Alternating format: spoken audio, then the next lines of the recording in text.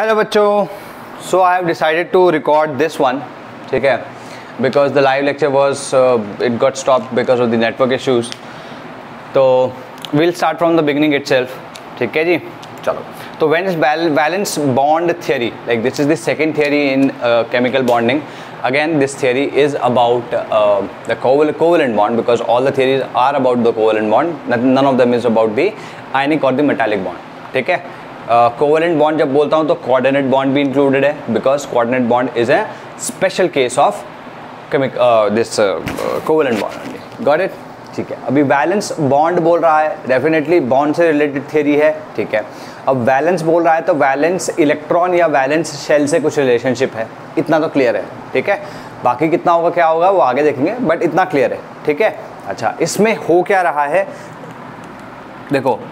In general हम कहते थे, जैसे H2 की अगर मैं बात करूं तो H2 को मैं ऐसे लिखता था, इसको दूसरा तरीका था लिखने का ऐसा, और अगर मैं लुईस डॉट स्ट्रक्चर में लिखूं तो दिस वाज द. ठीक है. ये जो गोले हैं, this is just to show you कि ये दोनों इलेक्ट्रॉन किसके पास हैं, मतलब दोनों इलेक्ट्रॉन्स या कह सकते हैं कि दोनों के दोनों, दिस गोला रिप्रेजेंट कि दोनों इलेक्ट्रॉन इसके भी हैं, दिस गोला रिप्रेजेंट दोनों इलेक्ट्रॉन इसके भी हैं. क्लियर है. इस गोले का एज सच कोई सिग्निफिकेंस नहीं है. It does not represent anything else, like any physical entity. Now what happens in this valence bond theory is कि वो H को, एटम को एज अ ये कि इलेक्ट्रॉन के साथ डॉट नहीं अज्यूम करता है. इट अज्यूम्स या it sees it as a orbital. ठीक है. It's part of the orbital. ठीक. तो वो H एटम को कुछ इस तरीके से इमेजिन करता है. ठीक है. कि भाई दो H एटम है वो जो पास पास आ रहे हैं. ठीक. पास पास आए का कुछ काफ़ी पास आ गए. एक मिनट रुक, अब काफ़ी पास आ गए. ठीक है. तो यहाँ पे देखो तो ये काफ़ी हद तक पास आ चुके हैं. अब यहाँ पर इनके बीच के, इनके जो शेल्स हैं, शेल्स नहीं जो ऑर्बिटल्स हैं, उनके बीच में ओवरलैपिंग हो गई. ठीक है. ये भी H है, ये भी H है. तो अगर मैं इसको ओवरऑल देखूं तो ये H2 मॉलिक्यूल इस तरीके का होगा. ठीक. ये H एटम था, ये भी H एटम था, ये H एटम था, ये भी H एटम था. तो यहाँ पे हो क्या रहा है, यहाँ पे ये हो रहा है कि भाई एक एटम H का दूसरे एटम की तरफ आ रहा है. तो धीमे धीमे जब एक दूसरे की तरफ आ रहे हैं, तो हमने बहुत सबसे पहले जब चैप्टर में बात करी थी कि when atoms come together their potential energies decrease. यहाँ डिक्रीज होते होते कम हुई, यहाँ तक हुई, और कम होते होते वो मिनिमम हो गई. तो इस पर्टिकुलर जगह पे जो पोटेंशियल एनर्जी है वो मिनिमम है. ये सबसे इम्पॉर्टेंट चीज़ है. जो हमने वहाँ पे देखा था वही चीज़ हम यहाँ पे, लेकिन सिर्फ डिफरेंस इतना है कि we are assuming the atom to be made up of orbital shells. ठीक है. क्लियर हो गई ये बात. तो this is how molecule is made according to VBT. ठीक. तो इन दोनों में एसेंशियल डिफरेंस क्या है, यहाँ पे इलेक्ट्रॉन को एज अ डॉट सिंबल हमने वो किया, दोनों एक दूसरे को शेयर कर रहे हैं. यहाँ पर कुछ इलेक्ट्रॉन डेंसिटी इस वाले की ये शेयर कर रहा है और इस वाले की ये शेयर कर रहा है. तो the electron density is being shared instead of an electron. ठीक है. Are we clear about this. ठीक है. इसी को मतलब अगर इसी को रिप्रेजेंट करना हो तो मैंने यहाँ पे ये जो लिखा है ये ओवरलैपिंग दिखाने के लिए कि ओवरलैप कर रहे हैं. ठीक है. ये ओवरलैपिंग है. पहले तो ओवरलैपिंग समझ लो, फिर बताते हैं इसको दूसरे तरीके से कैसे रिप्रेजेंट कर सकते हैं. ये ओवरलैपिंग क्या हुई, ये हाथ है तुम्हारा और ये तुम्हारा दूसरा हाथ है. ठीक है. तो अभी तो ऐसे हैं, ये आए, ये यूँ कर समझ लो. हाँ ठीक है. 3D कर लेता. 3D they came and they merged into each other थोड़ा थोड़ा. ठीक है. Not 100% but some part of them got merged into each other. ठीक है. अब क्या है, जब तुम ऐसे करके करोगे तो like there will be some kind of a, ऐसे इस तरीके से अगर तुम खींचोगे तो तुमको जोर लगाना पड़ेगा, ऐसे आसानी से छूटेगा नहीं. ठीक है. Same kind of thing happens over here. Clear होगी बात. ठीक है जी. तो सबसे पहले इसके बारे में 2-3 चीज़ें लिख लो, फिर आगे की बात करते हैं. सबसे पहले लिखो लुईस, ये फेलियर्स ऑफ लुईस थियरी लिखो. Failures of Lewis theory. ठीक है. Failures of Lewis theory. सबसे पहली चीज़ जो फेलियर थी लुईस थियरी की वो ये थी कि वो शेप और ज्योमेट्री के बारे में कुछ नहीं कह रहा था. तो लिखो Lewis theory did not say anything about the following. Lewis theory did not say anything about the following. ठीक है, नेक्स्ट लिखो. First, shape and geometry of the molecule. First, shape and geometry of the molecule. ठीक. Second, why the energy released why the amount of energy released is different for different bonds. Why the amount of energy released is different for different bonds और molecules, क्योंकि molecules different होंगे तो bonds भी different होंगे. ठीक है ना. Next लिखो. Why molecules with less than 8 electrons? Why molecules with less than 8 electrons, bracket में लिख लेना हाइपोवैलेंट, हमने भी रिसेंटली पढ़ा है. हाइपोवैलेंट और मोर देन 8 इलेक्ट्रॉन्स हाइपरवैलेंट, है ना. In the outermost shell are stable. भाई लुईस ने तो कहा कि ऑक्टेट पूरा करने के लिए ही एटम्स कंबाइन करते हैं, लेकिन ऐसे कंपाउंड्स भी मिलते हैं, ऐसे मॉलिक्यूल्स भी मिलते हैं जिसमें 8 से कम या 8 से ज़्यादा इलेक्ट्रॉन होते हैं. तो why does that happen? Why do they exist? Why are they stable? है ना, ये क्वेश्चन पूछा जा सकता है लुईस थ्योरी के बारे में. What it now, let's jump on to the VBT, valence bond theory. इस थ्योरी ने कुछ जवाब दिए जो कि लुईस थ्योरी नहीं दे रही थी. ठीक है, लिखो इसमें. देखो ये चीज़ समझ में आ गई, बॉन्ड कैसे फॉर्म हो रहा है. तो इसमें लिखो, bonds are formed when atoms come closer, when atoms come closer and their half filled, ध्यान रखना, half filled atomic orbitals of the valence electrons या of the valence shell. दो चीज़ बोल रहा हूँ यहाँ पे, बहुत इंपॉर्टेंट है, ध्यान रखना.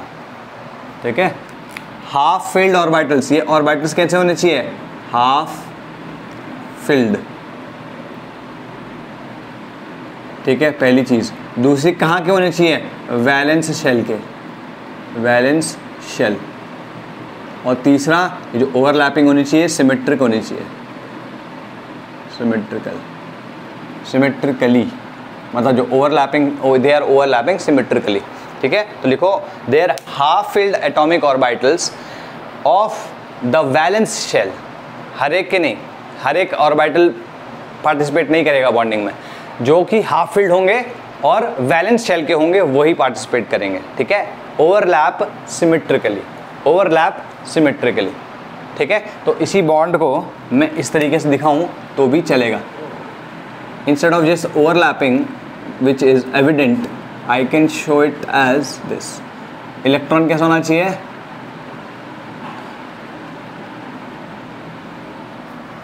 ठीक है, पहली चीज़ ये. इसमें अगर तुम देखो तो इस वाले का इलेक्ट्रॉन जो होगा वो एक स्पिन का होगा और दूसरे वाले का ऑपोजिट स्पिन का होगा. ये भी ध्यान रखने वाली चीज़ है. ठीक है, इसमें लिख लो फिर इसमें साथ में ही. ठीक है, half filled valence shell, half filled और atomic orbitals of the valence shell overlap symmetrically. ठीक है, इसी पॉइंट में आगे लिखना, the electrons of both the orbitals should have opposite spin. ठीक है, ऑपोजिट स्पिन होगा तो ही ये होगा. मान लो कि इसका भी स्पिन सेम ही आता है, फॉर एग्जाम्पल ये तुम ऐसे लिख देते हो तो तब ओवरलैपिंग नहीं होगी. This needs to have a different. ठीक है, ऑपोजिट स्पिन होना ज़रूरी है. ये आ जाएगा, this is how the bond is formed. ठीक. अच्छा, इसमें कुछ ऑब्जर्वेशंस है, साथ साथ इसी में लिखते चले जाओ कि जैसे इसमें अगर हम देखें तो इलेक्ट्रॉन का वेव कैरेक्टर भी काइंड ऑफ कंसिडर किया गया है ना. तो ये तुम्हारा क्वांटम मैकेनिकल मॉडल पे बेस्ड है. ठीक है, तो लिखो इसको, it is based on the quantum mechanical model. It is based on the quantum mechanical model and considers the wave nature of electron. It is based on the quantum mechanical model and considers the wave nature of electrons.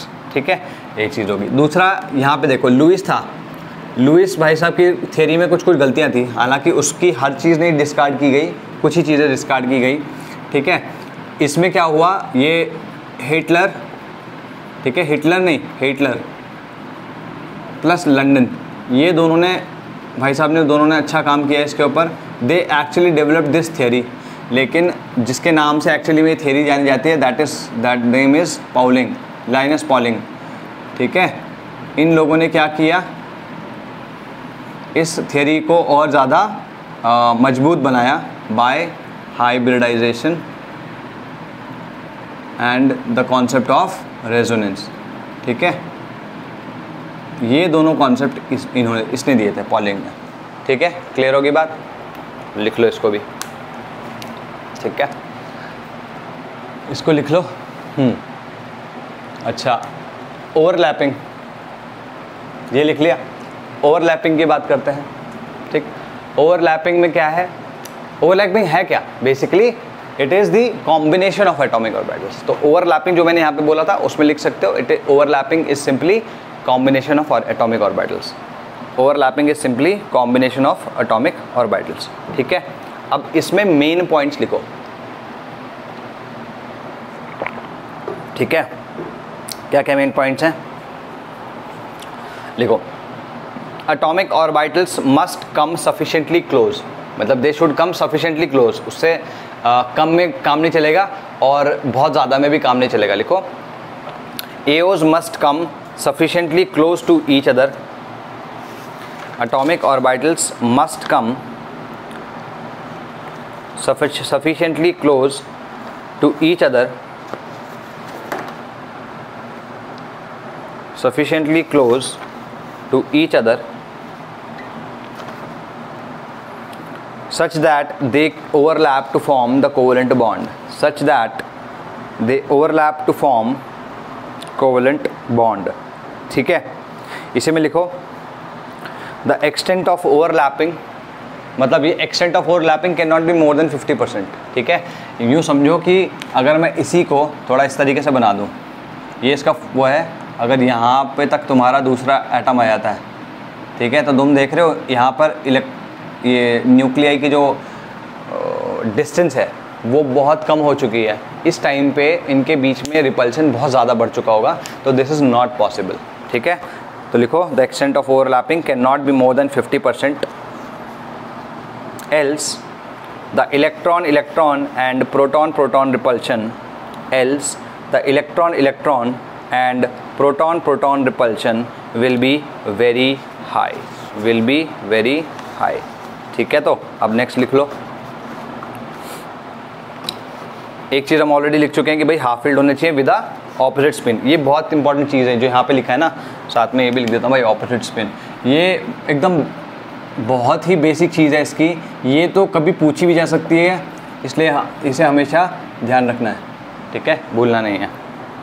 Got it, ठीक है। Overlapping must be symmetrical हो गया, ठीक है। हाँ लिखो, overlapping must be symmetrical, overlapping must be symmetrical, ठीक है। Overlapping must be symmetrical. Next लिखो, a pair of orbitals combined means a single bond, ठीक है। A pair of orbital means a single bond. देखो भाई, यहाँ पर एक एक इलेक्ट्रॉन कंबाइन किया, एक pair of electron basically share हो रहा है, तो हम कहते हैं कि एक सिंगल बॉन्ड है, ठीक। यहाँ पर भी एक एक electron as orbitals, basically orbital, क्योंकि ऑर्बिटल में हाफ फील्ड है ना, तो दो ऑर्बिटल या a pair of orbital is combining और overlapping, that means a single bond is being formed, ठीक है। That's what it means. तो लिखो, a pair of orbitals combined means a single bond.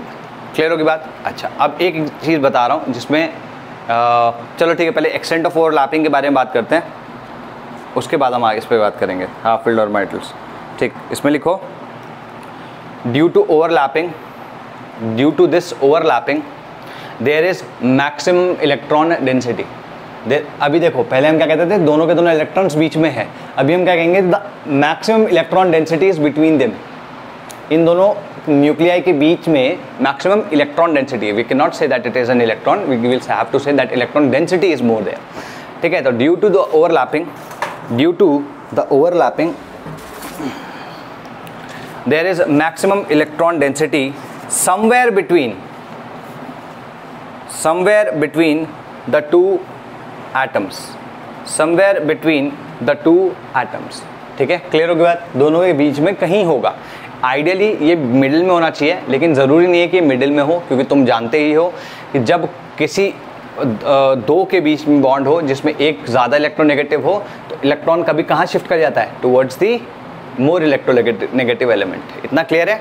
ठीक है, तो ये ध्यान रखना है कि मिडिल में होगा, ज़रूरी नहीं है कि एक मतलब बीच में होगा, ऐसा समझो इनके कहीं पे बीच में होगा, somewhere in between them, but not necessarily in the middle. ठीक है, it will be in between them but not necessary in the middle. ठीक है, इसमें लिखो फिर a large part of the bonding force, a large part, ये जो bonding है वो किसके बीच में है? इन न्यूक्लियाई और इन इलेक्ट्रॉन्स के बीच में. ठीक है, तो लिखो a large part of bonding force, a large part of the bonding force is due to the electrostatic attraction between the nuclei. A large part of the bonding force is due to the electrostatic attraction between the nuclei and the accumulated electron cloud between them. ठीक है, between the nuclei and the accumulated electron cloud between them. Electron cloud वही electron density हो गई. ठीक है, समझ में आया? जो कभी कभी इलेक्ट्रॉन क्लाउड भी कहा जाता है, यूँ समझ लो electron is like a wave. तो वेव की कहीं कहीं डेंसिटी कैसी होगी वो हम ऑर्बिटल्स में एटॉमिक स्ट्रक्चर में देख ही चुके हैं. तो basically it is considered as a cloud. तो क्लाउड क्या कर रहा है? एक दूसरे के साथ में ऐसे मर्ज कर रहा है. ठीक, नेक्स्ट लिखो.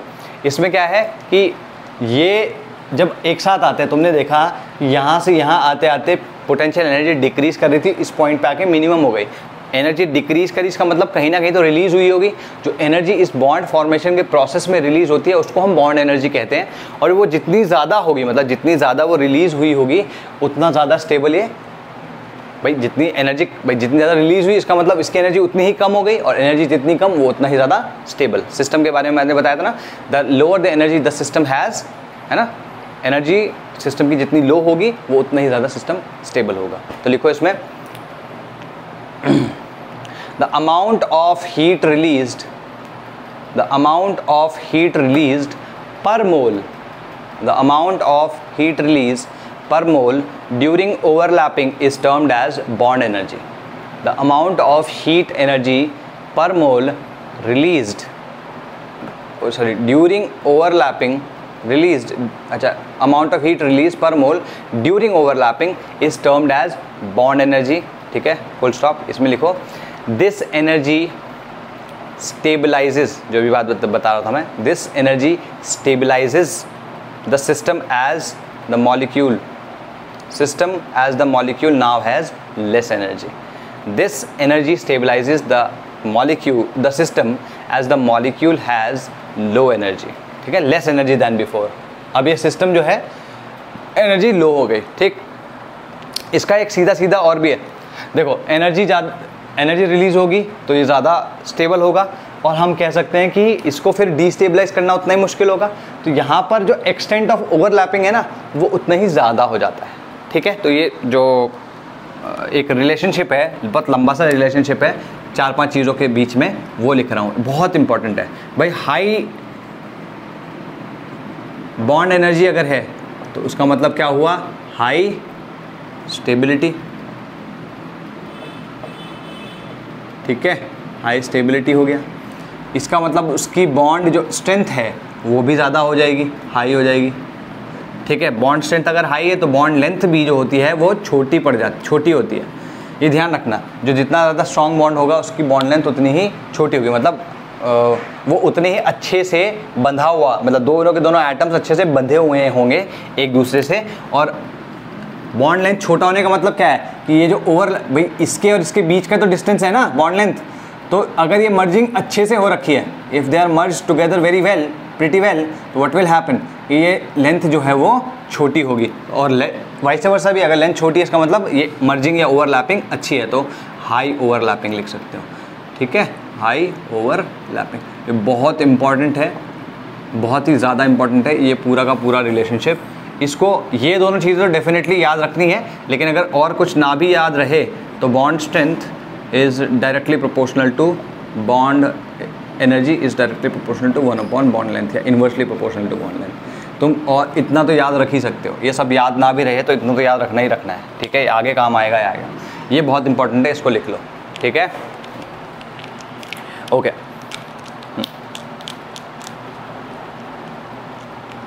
ठीक, इसमें लिखो अगर जो बॉन्डिंग है डेफिनेटली किससे हो रही है, half filled orbitals of the valence shell, इतना क्लियर है।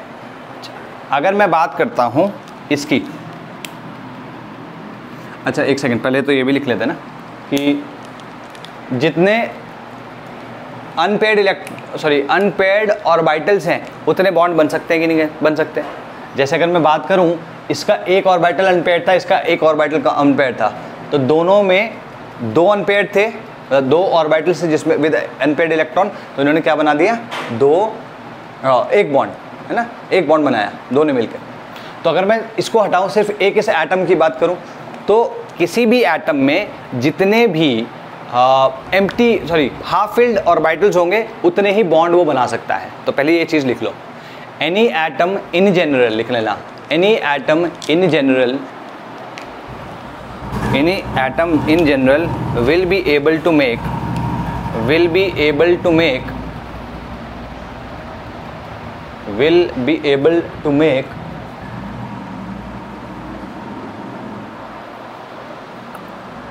as many covalent bonds as there are half filled atomic orbitals, half filled AOs, atomic orbital को एओ करके लिख लेना, अब मैं एओ ही बोलूंगा उसको, ठीक है, half filled AOs as many covalent bonds as there are half filled AOs in ground state, ठीक है, ये ग्राउंड स्टेट समझ में आ गया। अगर ग्राउंड स्टेट की बात हो रही है तो जितने उसमें हाफ फिल्ड ऑर्बिटल्स होंगे उतने वो बॉन्ड बना पाएगा। यहाँ पे भी तुम्हें दिख रहा है। अब एक एग्जांपल लेते हैं, ये एग्जांपल आगे भी काम आएगा इसलिए अभी दे रहा हूँ। देखो भाई, अगर तुम एस की बात करो तो एस का क्या कह सकते हैं, इसका इलेक्ट्रॉनिक कॉन्फ़िगरेशन में ऐसा कुछ लिख सकता हूँ, नियॉन 3s2 3p4। तो इसको बनाने कैसे कर सकते हैं भाई हम कोशिश, this is what we can do. 3p4 का मतलब क्या हुआ, 1 2 3, भरना आता है ना सबको, 4, ठीक है, ओके। यहाँ पर तुम देख रहे हो कि इसके पास D वाला जो 3D है दैट इज़ 0, तो ये खाली है, ठीक है, ये 0 है, इसमें कुछ नहीं भरा हुआ है। अगर इसमें तुम कहो कि तुम्हें बॉन्ड बनाना है तो कितने बॉन्ड बन सकते हैं, ये फुली फिल्ड है, ये फुली फिल्ड है, और जो इसके नीचे वाले ऑर्बिटल्स हैं वो तो पार्टिसिपेट करेंगे ही नहीं। कौन से पार्टिसिपेट करेंगे, ये वाला भाई साहब करेगा, ये वाला भाई साहब करेगा, ये दोनों जिसके भी साथ बॉन्ड बनाएंगे एट मैक्स 2 बॉन्ड बना सकते हैं। तो इसका एग्जाम्पल हो गया H2S, ठीक है, 2 बॉन्ड बना सकता है इन ग्राउंड स्टेट।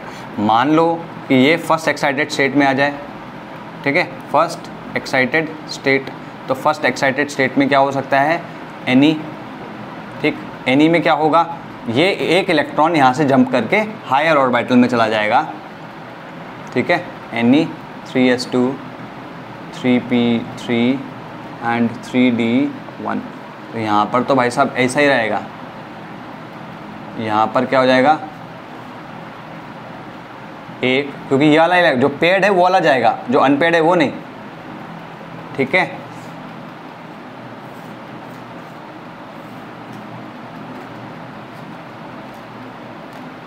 यहाँ पर एक आ गया, अब इसमें कितने अनपेड है, 1 2 3 4, तो ये कितने बॉन्ड बना सकता है, 4, ठीक है। तो SO2 एग्जाम्पल के तौर पे, है ना, क्लियर होगी बात। सेम वे अगर मान लो इसकी सेकंड एक्साइटेड स्टेट कर दूँ, देखो मेरे पास जगह नहीं है इसलिए मैं बना रहा हूँ, लेकिन तुम्हें तीनों बनाने हैं इसमें, यहाँ पे मैं सेकंड इसी वाले को कर रहा हूँ। अगर ये होता है तो मैं इसको सेकंड वाली को ऐसे दिखा रहा हूँ, तो यहाँ से क्या होगा, अभी ये इलेक्ट्रॉन भी शिफ्ट होके किधर चला जाएगा, ये भाई साहब के पास चला जाएगा, यहाँ से सीधे यहाँ जंप कर जाएगा। और तुम बोलोगे सर इसका स्पिन कैसे पलट गया, इतनी एनर्जी होती है कि ये स्पिन चेंज हो जाए, ठीक है। तो अब कितने हैं, अब अनपेड इलेक्ट्रॉन्स या अनपेड ऑर्बिटल्स या atomic orbitals with unpaired electrons कितने हैं? 1 2 3 4 5 6। तो 6 का मतलब हो गया अभी 6 बॉन्ड बना सकता है, मतलब SO3। तो O के साथ 2 बॉन्ड बनाता है, SO के साथ 2 बॉन्ड बनाता है, तो 2 3 6, 3 2 6, ठीक है, और 2 2 4 था। तो ये समझ में आ गया कि क्या हो रहा है यहाँ पे, क्यों हो रहा है क्यों नहीं हो रहा, वो सब आगे की बात है। बेसिक चीज़ें पहले सीख लो, है ना, पहले ये हो क्या रहा है वो सीख लो, फिर क्यों हो रहा है वो भी देख लेंगे, है ना। इसको देखो, क्लियर होगी बात, ठीक है। तो इसमें लिखो paired electrons of the valence shell, paired electrons of the valence shell do not take part in bond formation. Paired electrons of the valence shell do not take part in bond formation, ठीक है, full stop. But if they can be unpaired and shifted to a vacant orbital, but if they can be unpaired and the electron is shifted to a vacant orbital, it increases the number of half-filled AOs. It increases the number of half-filled AOs. ठीक है, तो number of half-filled AOs, ठीक, hence more number of bonds can be made. अभी जैसे first excited state में देखा था 4 हो गए थे, इसमें 6 हो गए, है ना। तो लिखो hence, अच्छा हाँ ये ध्यान रखना, जो वो शिफ्टिंग होगी ना यूजुअली सेम शेल में होती है। यहाँ पे देखो 3 सेम शेल है, तो इलेक्ट्रॉन अगर शिफ्ट होके जाएगा तो सेम ही शेल में जाएगा, ये ध्यान रहेगा, है ना। लिखो इसमें The electrons are usually shifted to higher orbitals of the same shell. Are we clear about this?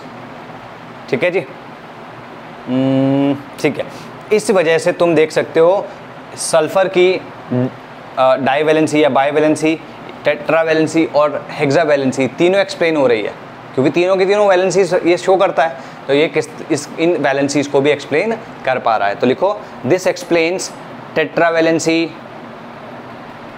बाईवैलेंसी, hexavalency of sulphur, ठीक है। और वैसे तो बाकियों का भी ये एक्सप्लेन कर सकता है, जैसे कार्बन की टेट्रावैलेंसी होती है, और दिस क्या कहते हैं, बोरॉन कार्बन पेंटन कह रहा हूँ यार, फॉस्फोरस, बोरॉन कार्बन और फॉस्फोरस, इसकी क्या होती है, इसकी 3 होती है, इसकी 4 होती है, इसकी 5, मतलब ट्राईवैलेंसी, टेट्रावैलेंसी और पेंटावैलेंसी, इसको भी एक्सप्लेन करता है। क्यों? क्योंकि इलेक्ट्रॉन शिफ्ट होके हायर ऑर्बिटल में जा रहा है या हायर सबशेल में जा रहा है। गॉट इट, क्लियर, ठीक है। लिखो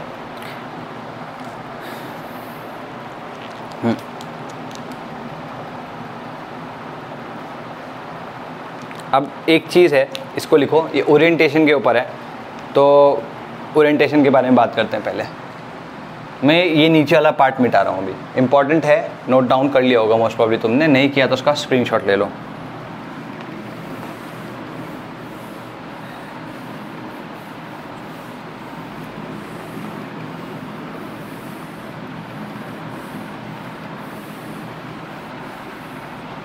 स्क्रीनशॉट, तो भाई क्या थे, क्या बात कर रहे थे हम,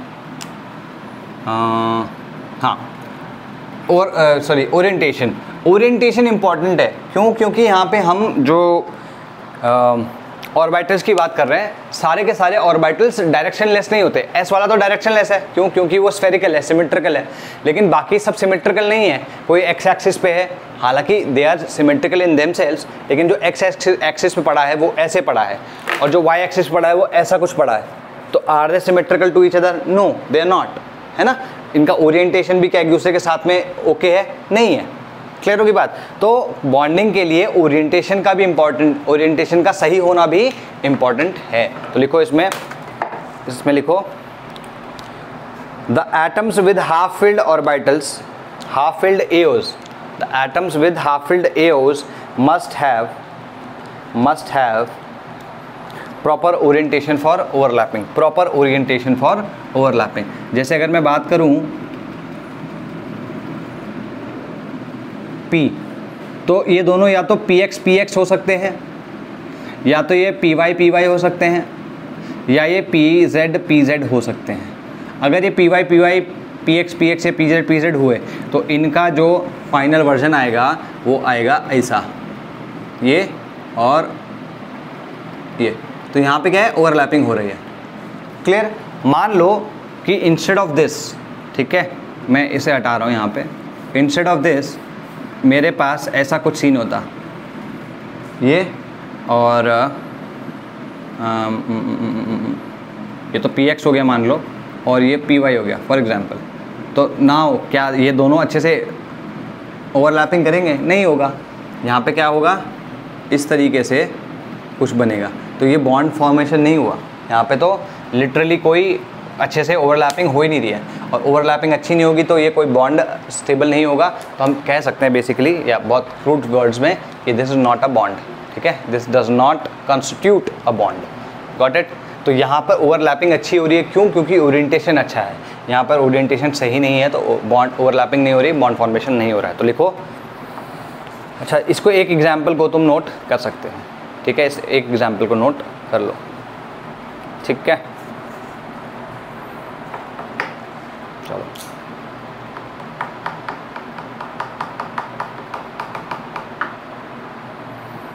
ठीक, लिखो इसमें next. Between two orbitals of the same stability, between two orbitals of the same stability, one more directionally concentrated will form a stronger bond. Between two orbitals of the same stability, दो orbital जो कि same level पे उनके energy होगी, ठीक है, one more directionally concentrated will form a stronger bond. जैसे अगर मैं बात करूं कि 2s और 2px, ठीक है, तो 2s मिलके एक बॉन्ड बना रहे हैं, ठीक है। 2s और 2p की जो एनर्जी है ऑलमोस्ट सिमिलर होती है, हालांकि इसकी ज़्यादा होगी इससे, लेकिन कंपेरेबल है, बहुत ज़्यादा डिफरेंस नहीं है। ऐसा कुछ होगा, ठीक। ये बॉन्ड बनाया इन्होंने। अच्छा, 2px क्या करेगा भाई? 2px कुछ इस तरीके का मान लो बॉन्ड बना लेता है, तो क्या होगा, या 2pz मान लो इसको, ठीक है। मैं z क्यों मान रहा हूँ ये भी अभी आगे पता चलेगा। 2pz मान लो। तो यहाँ पे तुम देख रहे हो कि s जो ऑर्बिटल होता है वो डायरेक्शनली ओरिएंटेड नहीं होता है। भाई तुम इसको किसी भी एंगल में घुमा लो, कुछ फ़र्क पड़ेगा नहीं ना, it will still look like a sphere. लेकिन z वाला है, z वाले को अगर तुम हिलाओ तो वो अपने एक्सिस से किसी और एक्सिस पे चला जाएगा। मतलब ऐसे z एक्सिस मान लो, ये वाला तुम्हारा z एक्सिस है ना, तो ऊपर की तरफ z एक्सिस है। तो यहाँ पर तुम इस लो डंबल को इस तरीके से लेटा हुआ पाओगे, या खड़ा हुआ पाओगे, इस तरीके से खड़ा होगा। मान लो अगर मैं इसको घुमाता हूँ तो डेफिनेटली इसका ओरिएंटेशन चेंज हो रहा है, तो इसकी ओवरलैप होने की जो क्षमता है वो भी कम या ज़्यादा होती जा रही है, मतलब बदलती जा रही है, चेंज होती जा रही है ना। Got it. तो it is no longer oriented towards the z axis अगर मैं इसको हटाता हूँ। लेकिन क्योंकि s ऑर्बिटल जो है वो सिमेट्रिकल है, तो मैं इसको घुमाता रहूँ कहीं पे भी किसी उस पर, मतलब घुमाता मतलब सिर्फ रोटेट करना है, उसको इधर उधर ट्रांसलेट नहीं करना है, उसको हिलाना नहीं अपनी जगह से, उसका सेंटर एक ही पॉइंट पे रहना चाहिए। तो उसमें देखोगे तो it does not do much, ठीक, उसका डायरेक्शन से कोई लेना देना नहीं है। तो जो डायरेक्शनली कॉन्सेंट्रेटेड होते हैं वो ये हैं, ये डायरेक्शनली कॉन्सेंट्रेटेड नहीं है। तो अगर मान लो सेम एनर्जी वाले ऑर्बिटल्स कंबाइन कर रहे हैं, तो जो डायरेक्शनली ज़्यादा ओरिएंटेड है उसकी एनर्जी ज़्यादा होगी, मतलब इस बॉन्ड की जो एनर्जी होगी वो ज़्यादा होगी इस वाले से। कितना क्लियर रहेगा, ठीक है। लिखो, between two orbitals of the same stability, between two orbitals of the same stability, one more directionally concentrated will form a stronger bond, ठीक है। that is dumbbell shaped p orbitals, dumbbell shaped p orbitals will form a stronger bond, as compared to spherically symmetrical s orbital, as compared to spherically symmetrical S orbital. Clear होगी बात। Same shell के होने ज़रूरी हैं, क्योंकि comparable energy की बात करी थी या कंपेरेबल स्टेबिलिटी की बात हमने पहले कर ली थी। तो 2s 2p को कंपेयर कर सकते हो, 3s 3p को कंपेयर कर सकते हो, ठीक। नेक्स्ट लिखो, ठीक है। इट इज़ जो अभी ओवरलैपिंग है उसके बारे में बात, अच्छा पहले कोऑर्डिनेट बॉन्ड के बारे में बात कर लेते हैं, फिर ओवरलैपिंग के बारे में बात करेंगे। ठीक है, ये क्लियर होगी बात। अब कोऑर्डिनेट बॉन्ड क्या है? Coordinate bond is a special case of a covalent bond only. इसमें क्या है कि एक ऑर्बिटल तो फुल्ली फिल्ड है और दूसरा ऑर्बिटल एम्प्टी है ना, तो एक देने के लिए आ रहा है और एक कटोरा लेके आ रहा है, इस तरीके से। देखो इसमें covalent bond, it is a special type of coordinate bond, it is a special type of covalent bond. It is a special type of covalent bond in which a fully filled atomic orbital AO, a fully filled AO, in which a fully filled AO overlaps with an empty orbital of another atom. ठीक है, it's a special type of covalent bond which is formed when a fully filled orbital of one atom overlaps with an empty orbital of the other atom. Clear होगी बात? ठीक है जी। अब overlap जितना हो सकता है वो सब हमने देख लिया। अब ओवरलैपिंग कितने प्रकार की होती है वो देख सकते हैं। ठीक है, तो ओवरलैपिंग होती है दो प्रकार की, एक होती है हेड ऑन जिस तरीके से हम ये देख रहे हैं, और एक होती है साइडवेज। इसको अभी बहुत ज़्यादा एलैबोरेट नहीं करूँगा, ठीक, बस इसका एग्जाम्पल देके छोड़ दूंगा, आगे हम इसको और अच्छे से समझेंगे। ठीक, तो लिखो overlapping can be of two types.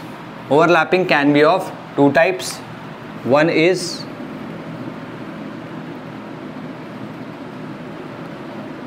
ठीक है, ओवरलैपिंग क्या बोल रहा था मैं, हाँ, overlapping is of two types. One is head on.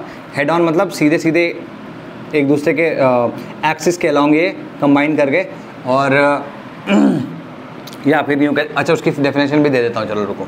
या तो इस तरीके से हो सकती है या फिर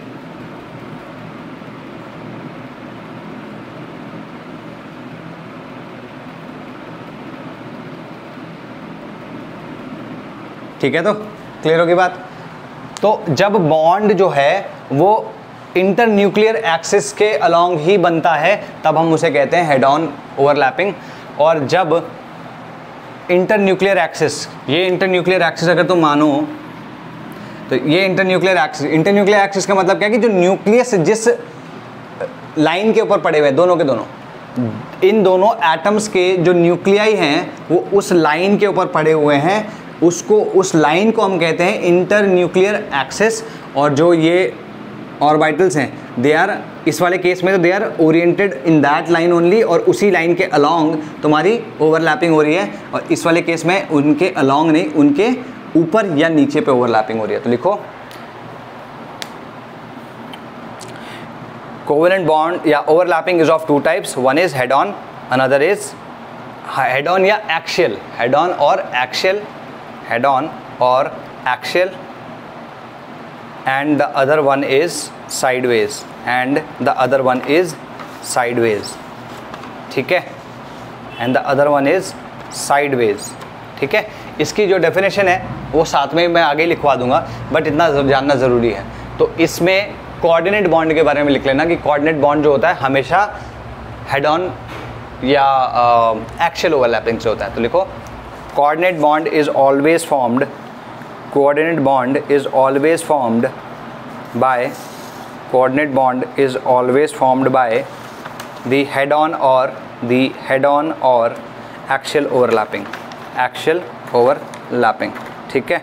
अच्छा, अब ओवरलैपिंग जो है वो उसमें साइन वाइन ये सब क्या होता है वो भी हम देखते हैं। चलो, अभी कोई भी ऑर्बिटल अगर है तो हम उसको दिखाते कैसे हैं वो देखो। यहाँ पे तो मैंने बिना साइन के सब कुछ बनाया हुआ है। अब तुम बोलोगे सर ये साइन क्या है वो देखते हैं। चलो, अगर मैं ऑर्बिटल की बात करता हूँ तो पी ऑर्बिटल कुछ इस तरीके का होता है, एक पॉजिटिव होता है एक नेगेटिव होता है। तुम बोलोगे सर ये पॉजिटिव नेगेटिव क्या है, ऑर्बिटल तो इलेक्ट्रॉन कंटेन करता है तो चार्ज तो सिर्फ नेगेटिव होना चाहिए। अग्री, चार्ज नेगेटिव है, but this is not charge. ये जो पॉजिटिव नेगेटिव मैं बता रहा हूँ चार्ज नहीं है। इसको क्या है कि भाई इलेक्ट्रॉन या ऑर्बिटल जो है वो एक वेव है ना। तो वेव कैसी होती है, जैसे साइनोसाइडल वेव को देखो, इस तरीके की कुछ होती है, तो हम क्या कहते हैं, दिस इज़ द पॉजिटिव, या ये जो वेव है ये पॉजिटिव फेज़ में है और ये नेगेटिव फेज़ में, ये पॉजिटिव फेज़ में, नेगेटिव फेज़ में। तो तुम देख सकते हो कि this wave is in positive phase, this wave is in negative phase, ठीक है। तो जब भी बॉन्डिंग होगी बॉन्डिंग होगी अगर, तो ओवरलैपिंग कैसी होगी, इस तरीके की भाई, पॉजिटिव नेगेटिव, तो इसके साथ में जो ओवरलैपिंग करेगा वो भी नेगेटिव होना चाहिए, मतलब सेम साइन की ओवरलैपिंग होगी, तभी जाके कुछ बॉन्ड फॉर्मेशन होगा, ठीक। या फिर सेम चीज़ अगर बनानी है तो इस तरीके की होगी, कैसे, ये पॉजिटिव है, ये भी पॉजिटिव है, ये नेगेटिव है, ये नेगेटिव है, क्लियर है। तो दोनों के साइन सेम होने चाहिए, ओवरलैपिंग तभी होगी। अगर ऑपोजिट साइन होता है, जैसे मान लो ऐसा कुछ है,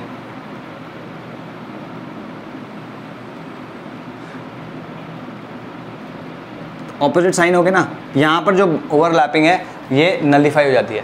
जैसे तुमने देखा होगा वेव्स में, अभी तक तुमने शायद पढ़ा कि नहीं मुझे नहीं पता, लेकिन अगर तुम दो वेव्स को सेम वेव को, मतलब सेम वेव नहीं, सेम टाइप की वेव को, सेम फ्रीक्वेंसी वाली वेव्स को साथ लेके आओ, लेकिन दोनों को ऑपोजिट फेज में रखो, है ना, एक को पॉजिटिव फेज में, एक को नेगेटिव फेज में, तो क्या कर जाते हैं, एक दूसरे को कैंसिल आउट कर देते हैं। तो सेम वे यहाँ पे भी होगा, ये वेव और ये वेव जो है ऑपोजिट फेज में एक दूसरे को कैंसिल आउट कर सकती हैं, या कर देंगी, कर क्यों सकती है, कर देंगी, ठीक है। तो लिखो इसमें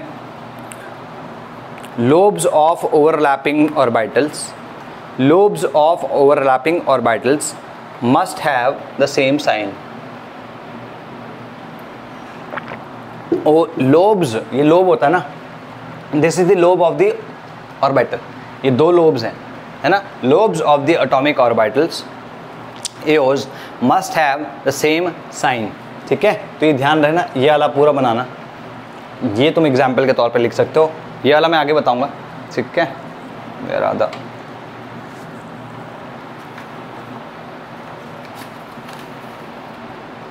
ठीक है, तो ये आ गया, ठीक। तो पॉजिटिव भी हो सकता है, नेगेटिव हो सकता है, दोनों साइन हो सकता है। अगर मान लो तुम्हें एस के लिए पूछना होगा तो एक एस जो होगा या तो पूरा का पूरा पॉजिटिव होगा या पूरा का पूरा नेगेटिव होगा। ये क्लियर है, ये ध्यान रहे। इसका कुछ लेना देना नहीं है स्पिन से, इसका ना ही चार्ज से लेना देना है ना स्पिन से लेना देना है, ये ध्यान रखना। क्लियर होगी बात, ठीक है जी। तो लिखो these positive negative signs are signs of the, are signs of the, these positive negative signs are signs of the psi function, not phi, psi function, psi function सबको पता है, ठीक है, psi function के साइंस हैं, ये ध्यान रखना, गॉट इट। तो इनका कोई मतलब ऐसे कोई लेना देना नहीं है चार्ज वार्ज से, सिग्निफिकेंस सिर्फ इतनी है कि भाई जब ओवरलैपिंग होगी तो वो सेम साइन की होगी, ठीक है। अच्छा लिखो सेम साइन ओवरलैपिंग, अभी अगर सेम साइन की ओवरलैपिंग हो रही है, जो ये है, इसको हम पॉजिटिव ओवरलैपिंग कहते हैं, ठीक है, पॉजिटिव ओवरलैपिंग, और इसी की वजह से बॉन्ड फॉर्मेशन होता है, ठीक है। बॉन्ड फॉर्मेशन हमेशा, ये ध्यान रखना, बॉन्ड फॉर्मेशन हमेशा पॉजिटिव ओवरलैपिंग से होगा, कभी भी नेगेटिव ओवरलैपिंग से नहीं होगा, ठीक है। ये नेगेटिव ओवरलैपिंग है, no bond formation,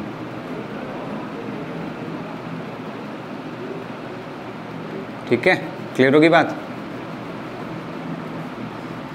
negative overlapping means, sorry, different sign overlapping is called negative overlapping, ठीक है। तो यहाँ पे तुम देख रहे हो या तो नेगेटिव नेगेटिव हो या पॉजिटिव पॉजिटिव हो, यहाँ पे नेगेटिव पॉजिटिव या पॉजिटिव नेगेटिव, ठीक है।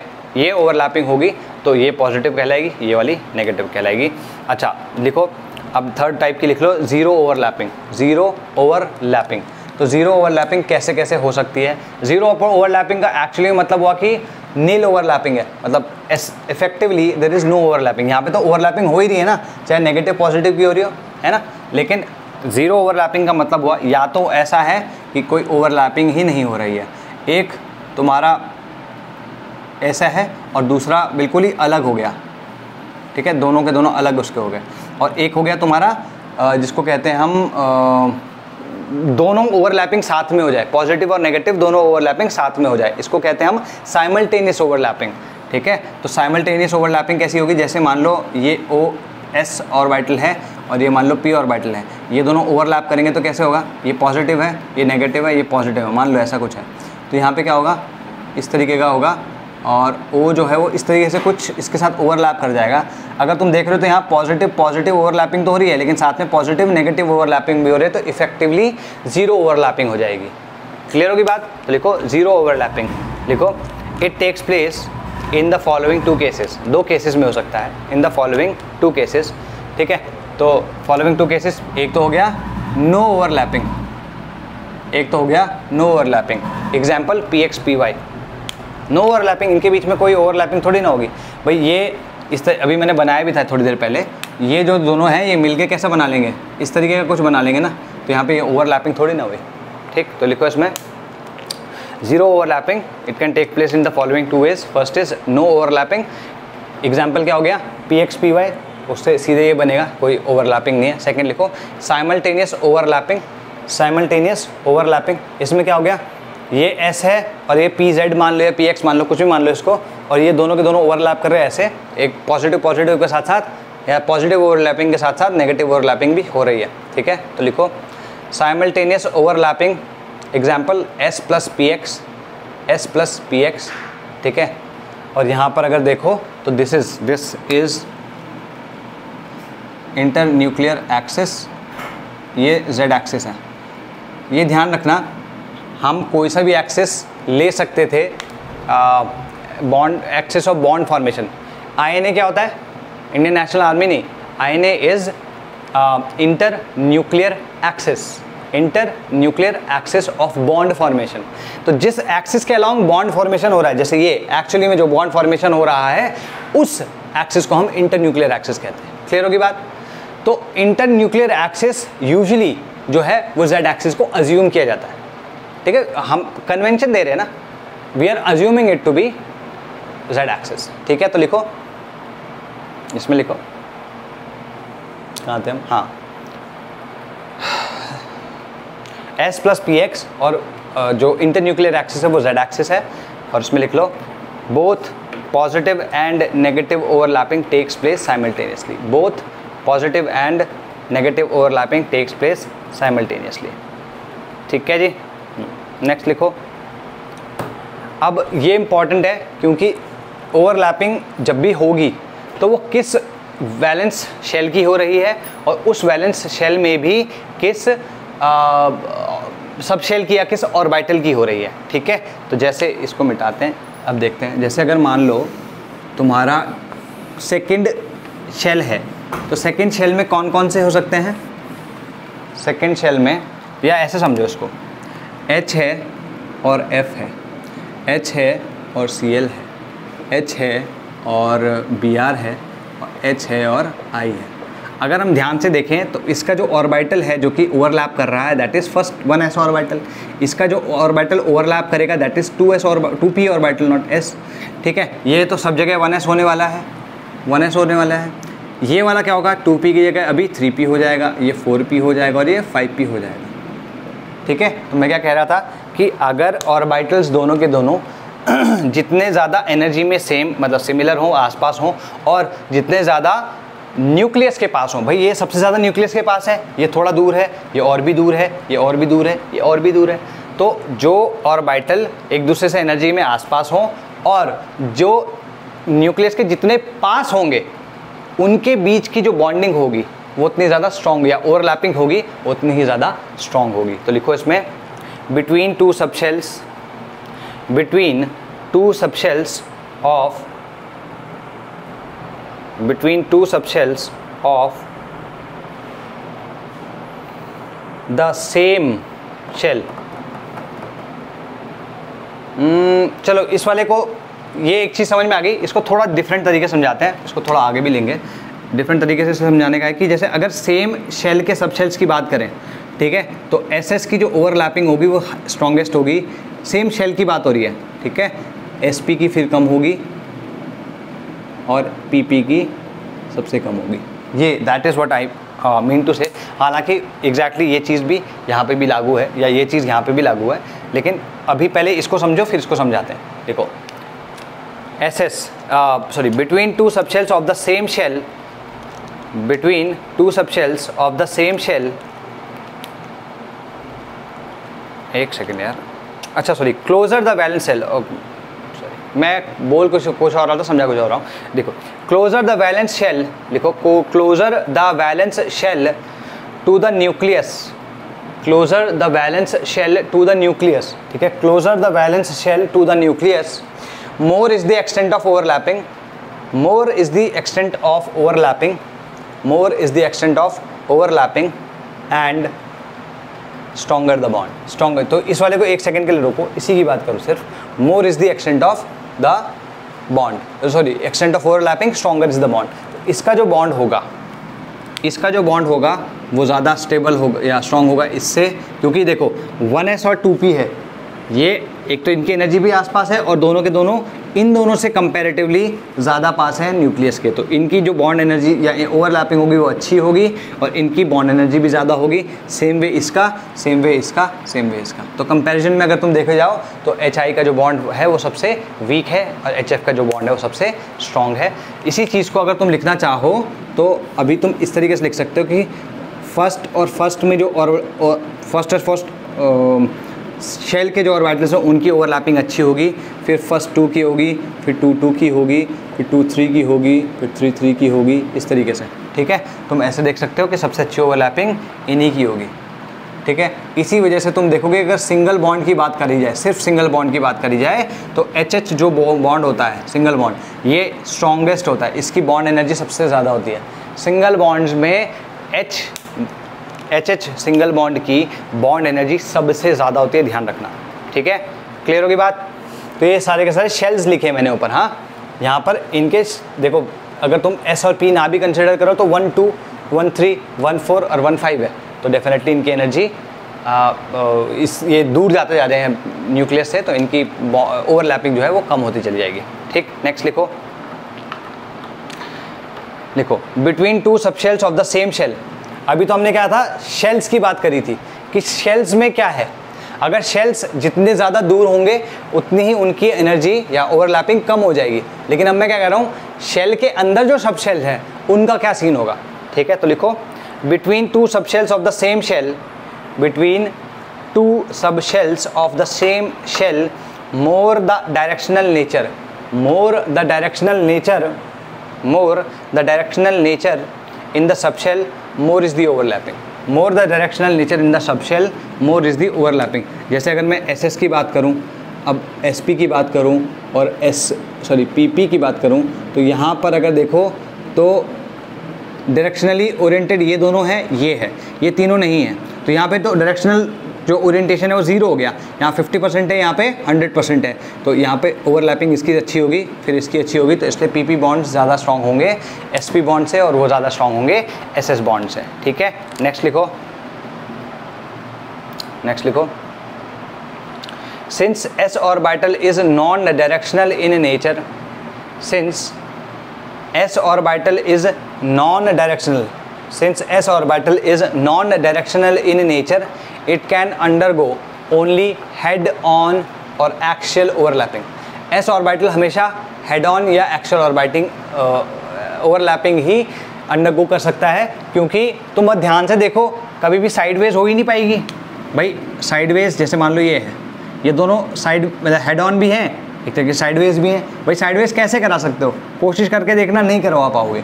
ठीक है, तो उसके शेप ही ऐसा है कि साइडवेज हो ही नहीं पाएगी। देखो, since S orbital is non directional in nature, it can undergo only head on और एक्सियल ओवरलैपिंग। ठीक है, while P and D orbitals undergo both types of overlapping. P और D जो होते हैं वो दोनों टाइप की ओवरलैपिंग अंडरगो करते हैं, ये ध्यान रखना। क्लियर होगी भाई बात ये? ठीक है, नेक्स्ट, एक्सटेंट ऑफ ओवरलैपिंग किस पे डिपेंड करता है कि कौन सा ऑर्बिटल है ना, और कौन सी ओवरलैपिंग हो रही है। ऑर्बिटल अगर ये वाले हैं तो ओवरलैपिंग अच्छी हो रही है एज कम्पेयर टू दिस, या अगर कौन से शेल के ऑर्बिटल्स हैं, ठीक है, तो तुम्हारी क्या बोलते हैं इसको, वहाँ पे ओवरलैपिंग में डिफरेंस आ रहा है। और साथ में ओवरलैपिंग किस टाइप की है, अगर हेड ऑन है तो हेड ऑन हमेशा अच्छी ओवरलैपिंग होती है, और साइडवेज जो होती है हमेशा कम वीक ओवरलैपिंग होती है या लेसर ओवरलैपिंग होती है, ध्यान रखना। तो लिखो, extent of overlapping depends upon, extent of overlapping depends upon first orbital, second nature of overlapping, first orbital, next nature of overlapping. ठीक है, अब लिखो, सिंस सिंस, ये बहुत इंपॉर्टेंट पॉइंट है, लास्ट पॉइंट है, since orbitals are directional in nature, since orbitals are directional in nature, ठीक है, ब्रैकेट में लिख लेना, except for s, except s, बारे के सारे क्या हैं, डायरेक्शनल होते हैं। So bond formed by them, so bond formed by them also have directions, so bonds formed by them also have directions which give a definite geometry to the molecule, which give definite geometry to the molecule। तो geometry वाला जो case है वो यहाँ पर थोड़ा sort out हो रहा है, लुईस थ्योरी में नहीं एक्सप्लेन था, यहाँ पे एक्सप्लेन होगा थोड़ा बहुत, हम आगे देखेंगे इसको, ठीक है। तो अभी लिख लो which gives a definite geometry to the molecule। तो अभी के लिए अपन साइडवेज और इस ओवरलैपिंग को डिस्कस कर लेते हैं, बाकी आगे वाला पार्ट आज नहीं करेंगे, कल करेंगे उसको। कल again will try to have a live class, और आई थिंक कल हो जाएगी। I think I have figured out कि क्या पंगा है नेट का, ठीक है।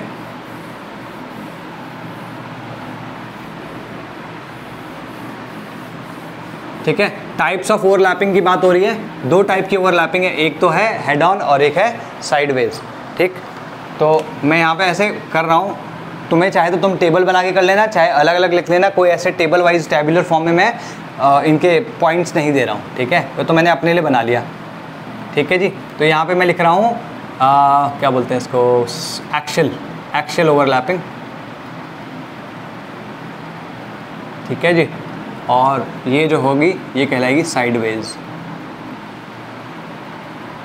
ठीक है। सबसे पहले एक्शियल ओवरलैपिंग, इससे जो बॉन्ड बनता है उसे हम सिग्मा बॉन्ड कहते हैं। लिखो सबसे पहले, अच्छा पहले इसकी डेफिनेशन लिख लेते हैं, इसके बाद ये सब लिखते हैं। डेफिनेशन लिखो भाई पहले तो इसकी, एक्शियल और हेड ऑन ओवरलैपिंग, एक्शियल और head on overlapping takes place, axial और head on overlapping takes place along the INA, takes place along the INA, ठीक है, along the INA, internuclear axis के along ही हमेशा ये हेड ऑन ओवरलैपिंग होगी। अगर ये तुम्हारा z axis which is the internuclear axis, ठीक है, तो इसमें अगर हम दो लोब्स रख रहे हैं या दो ऑर्बिटल्स रख रहे हैं तो they will always form a sigma bond, या they will always have axial overlapping. और लिखो bond formed due to this overlapping is called sigma bond, bond formed due to this overlapping is called sigma bond, ठीक है। तो ये sigma bond होगा, ये ध्यान रखना, bond formed due to this overlapping is called sigma bond, ठीक, clear होगी बात। नेक्स्ट लिखो, अब इसके एग्जाम्पल्स हैं वो सब देखते हैं। एस एस ओवरलैपिंग, देखो भाई एस एस ओवरलैपिंग, ठीक। एस एस ओवरलैपिंग में क्या होगा, तुम्हारा एक एस ऑर्बिटल ऐसे पड़ा है तुम्हारे जेड एक्सिस पे और यहाँ पर पी जेड पड़ा हुआ है, तो ये एस है और ये पी जेड है, नहीं सॉरी एस एस की बात हो रही है ना, यहाँ तो एस पी की बात नहीं हो रही, मेरे दिमाग में एस पी चल रहा था, माय बैड। ये तुम्हारा जेड एक्सिस है, ठीक है, ये दोनों के दोनों पड़े हैं, ये दोनों इतना पास आ गए कि साथ में इन्होंने क्या किया, एक ओवरलैपिंग कर ली, ठीक है। तो ये जेड एक्सिस ही है तुम्हारा, यहाँ पर ये ओवरलैपिंग हो गई है, ठीक। इसमें ओवरलैपिंग तुम ऐसे देख सकते हो कि ये इस तरीके का था और ये वाला इस तरीके का था, ये दोनों के दोनों आए और दोनों के दोनों ने आके मिलके ऐसा कुछ बना दिया, ठीक है जी। तो लिखो इसमें, वैसे लिखने का क्या ही है, इतना ही काफ़ी है। अगर तुम्हें चाहिए, अब फिर भी तुम्हें चाहिए कि भाई ये सर कैसे हो गया, तो देखो ये इनके एक्सिस बना लो। अगर मैं इसको z कहता हूँ तो मुझे इसे x कहना पड़ेगा, इसको y कहना पड़ेगा, ठीक है। ये क्यों कहना पड़ेगा तुम्हें समझ में आएगा, क्योंकि ये राइट हैंडेड कार्टेशियन सिस्टम या कोऑर्डिनेट सिस्टम होता है, ठीक है। अगेन इसकी बात करो, ये x है, ये y है और ये z है, क्लियर है। ध्यान रखना इसको इस तरीके से। अगर तुम यहाँ पे भी देखोगे तो अगेन ये z एक्सिस रहेगा और ये x और ये y, ठीक है जी, क्लियर होगी बात, ठीक है। तो यहाँ पे हो गया, इसका एग्जाम्पल क्या हुआ, H2, ठीक है। ये H का एटम ले लो, ये H का एटम ले लो, तो ये H2 बन जाएगा। अच्छा, अब sp ओवरलैपिंग की बात करते हैं, ठीक है। Second is sp overlapping.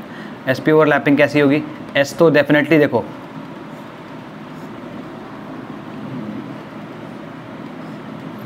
ठीक है, ये समझ लो कि ये Z है, ये Z है, ये Z है, ये X है, ये X है, ये Y है और ये Y है।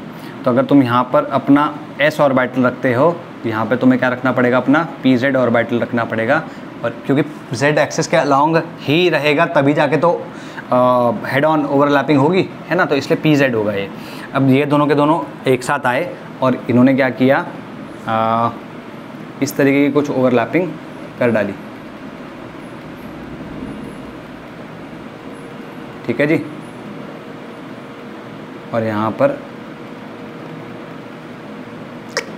इसको सीधा बनाना है यार, अब इसको पूरा मिटा के सीधा बनाना थोड़ा सा मुश्किल है। चलो एनीवे, थोड़ा बहुत सही आ गया। तो this is x axis, this is y axis and this is z axis, ठीक है। इसका एग्जाम्पल तुम्हारे लिए क्या हो गया, HF। लिखो इसमें S P और ये तुम्हारी extent of overlapping, extent of overlapping, ठीक है। तो लिखो S and PZ, लिखो S and PZ form SP overlapping, S and PZ orbitals have SP overlapping, ठीक है। और यहाँ पर S और PX और S और PY नहीं हो सकता, क्यों, क्योंकि Z एक्सिस क्या है, the axis of internuclear, sorry Z axis is the internuclear axis, ठीक है। इंटरन्यूक्लियर एक्सिस है तो हेड ऑन कब होगा, अभी मैंने डेफिनेशन दी ना, हेड ऑन तब होगा जब वो इंटरन्यूक्लियर एक्सिस के अलॉन्ग होगा। लेकिन अगर X की बात की जाए तो X यहाँ पे कैसा होगा भाई, इस तरीके का कुछ होगा, X इस तरीके का कुछ होगा और P ये सॉरी S ऐसा कुछ होगा। तो इन दोनों में अगर ओवरलैपिंग होगी तो कैसी होगी, इस तरीके की, ये कोई हेड ऑन ओवरलैपिंग नहीं है। सेम वे अगर तुम Y की बात करोगे तो Y में क्या होगा, यहाँ पर Y का इस तरीके से कुछ सीन बनेगा। अब इन दोनों को अगर तुम कर दो तो यहाँ पर भी इसी तरीके की ओवरलैपिंग होगी, क्योंकि ओवरलैपिंग हेड ऑन नहीं हो पा रही है, इसलिए SP ओवरलैपिंग का एग्जाम्पल SPX या SPY नहीं हो सकता, ठीक है। तो SPX and SPY will not make a sigma bond, will not make a sigma bond because of simultaneous overlapping. Simultaneous overlapping अभी तुम समझ चुके हो क्या होती है, साइमल्टेनियस ओवरलैपिंग। इसमें एग्जाम्पल्स क्या क्या हो गए, HF HCl, HF HCl, BR HICH4। तो H के साथ जितने भी कंपाउंड बन रहे हैं, और क्या है, HI हो गया, H2O H2S H2O H2S NH3, ये सारे के सारे तुम्हारे इस तरीके के हो गए। हमेशा ध्यान रखना है कि ये PZ के साथ ही होगा। नेक्स्ट लिखो PP ओवरलैपिंग, ठीक है, PP overlapping.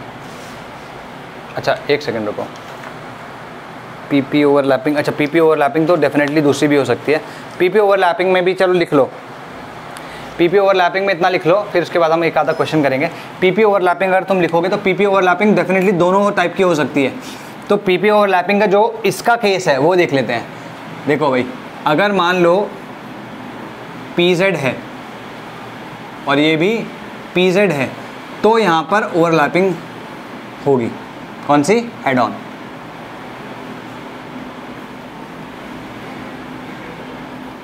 Head on, head on overlapping होगी, ठीक है जी। PP ओवरलैपिंग हेड ऑन तभी हो सकती है। PX नो, मतलब सिग्मा बॉन्ड नहीं बनेगा, नो एक्सियल ओवरलैपिंग, ठीक है जी। और PY यहाँ पर भी नो एक्सियल ओवरलैपिंग, ठीक है, इतना लिख लो, क्लियर है, ठीक है जी। अब एक आधा एग्जाम्पल देखते हैं, फिर साइडवेज वाला देखते हैं, फिर अपना कंप्लीट करते हैं आज का। चलो साइडवेज कल देख लेंगे, पहले इसको कर लेते हैं। लिखो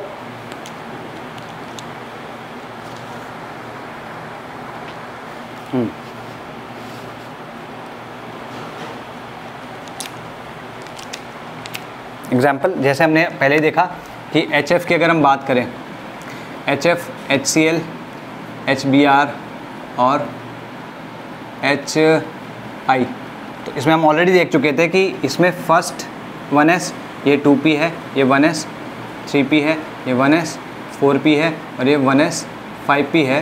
तो इसमें जो एक्सटेंट ऑफ ओवरलैपिंग होगा, इसमें ज़्यादा होगा, इसमें कम और इसमें सबसे कम, ठीक है ना। तो बॉन्ड जो लेंथ होगी, ऐसे समझो इसको, यहाँ पर बॉन्ड स्ट्रेंथ जो समझ लो या बॉन्ड एनर्जी जो है वो सबसे ज़्यादा इसकी होगी, मतलब ऐसे करके HF greater than HCl greater than HBr greater than HI। Clear होगी बात, ठीक है। ओवरलैपिंग अगेन तुम देख चुके हो कि इनकी ओवरलैपिंग कम होगी, तो ओवरलैपिंग अगर तुम्हें देखना है तो ओवरलैपिंग HF की सबसे ज़्यादा, फिर HCl की, फिर HBr की और देन HI की।